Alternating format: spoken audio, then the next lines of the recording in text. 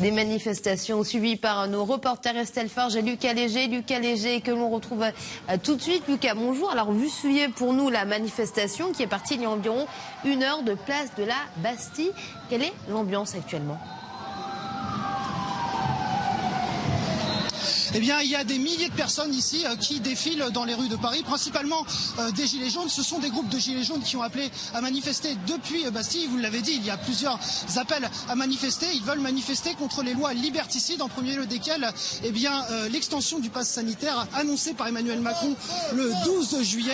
Ils disent qu'ils n'en veulent pas. Je ne sais pas si vous pouvez l'entendre derrière moi. Ils le disent très fort. Je vous propose d'écouter quelques manifestants que j'ai pu avoir tout à l'heure au début de cette manifestation.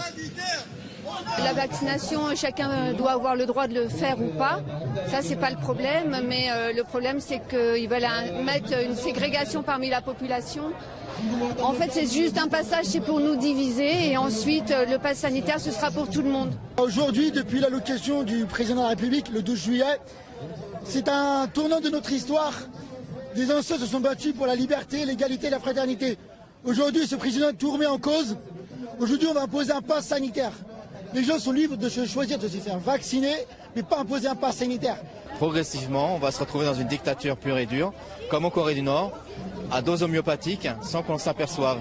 Là, ils veulent nous obliger à nous vacciner. Ils commencent par certains fonctionnaires, soi-disant qui sont au contact, et ça va finir par toute la population.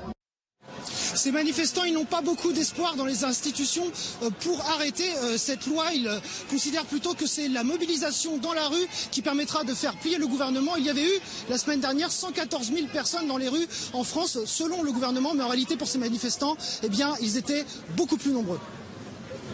Lucas, merci.